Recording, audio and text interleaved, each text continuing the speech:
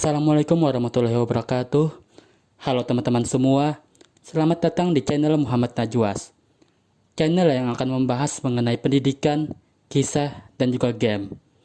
Pada video kali ini, saya Muhammad Najwas akan membahas mengenai sistem politik Indonesia. Pada pembahasan kali ini, seperti yang kalian lihat, terdapat 5 materi yang akan disampaikan. Baiklah, langsung saja kita mulai. Untuk materi yang pertama adalah pengertian sistem politik.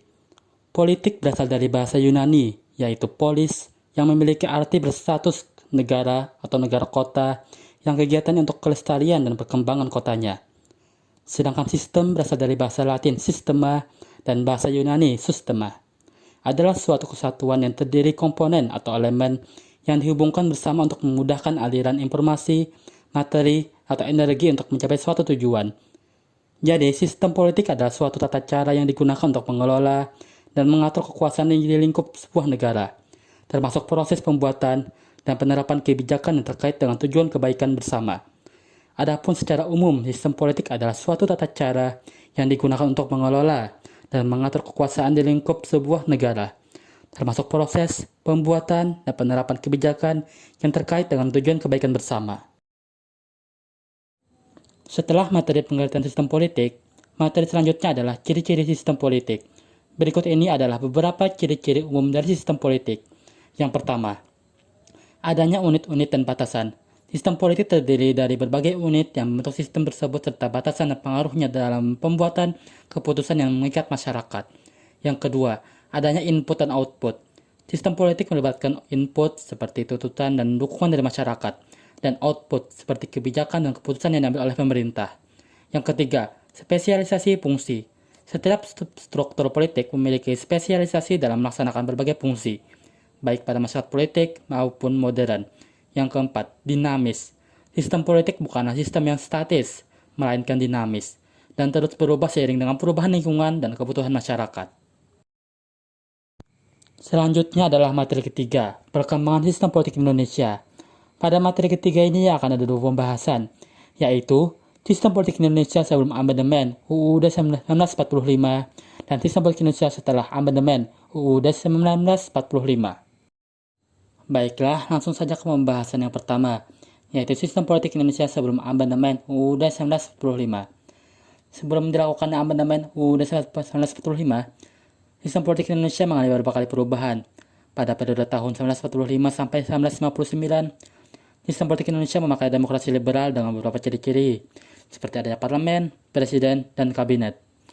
Pada periode selanjutnya, yaitu tahun 1945 sampai 1966, Indonesia mengadopsi sistem demokrasi terpimpin yang mendapatkan presiden sebagai kepala negara dan kepala pemerintahan, serta membatasi kebebasan pers dan partai politik. Setelah itu, pada masa Orde Baru, Indonesia mengadopsi sistem pemerintahan otoriter dengan kekuasaan yang sangat terpusat pada presiden. Sistem politik Indonesia sebelum amandemen UUD 1945 adalah sistem presidensial dengan 7 kunci pokok sistem pemerintahan, yaitu Indonesia adalah negara yang berdasar hukum atau Rechtsstaat, sistem konstitusional, kekuasaan tertinggi di tangan rakyat, pemisahan kekuasaan, sistem perwakilan, sistem multipartai, dan sistem ekonomi nasional. Pembahasan yang kedua adalah sistem politik Indonesia setelah amandemen UUD 1945. Sistem politik Indonesia setelah amandemen UUD 1945 mengalami beberapa perubahan signifikan. Berikut ini adalah beberapa pokok-pokok sistem politik Indonesia setelah amandemen UUD 1945. Yang pertama, bentuk negara tetap kesatuan dan bentuk pemerintahan adalah republik. Yang kedua, presiden memiliki kekuasaan tertinggi sebagai kepala negara dan sekaligus kepala pemerintahan. Yang ketiga, pembentukan lembaga baru seperti Dewan Perwakilan Daerah atau DPD, Mahkamah Konstitusi atau MK, dan Komisi Yudisial KY. Yang keempat, penghapusan Dewan Pertimbangan Agung atau DPA. Yang kelima, pemilihan presiden dan wakil presiden secara langsung melalui pemilu. Yang keenam, adanya pembatasan kekuasaan eksekutif dan jaminan atas hak asasi manusia dan warga negara.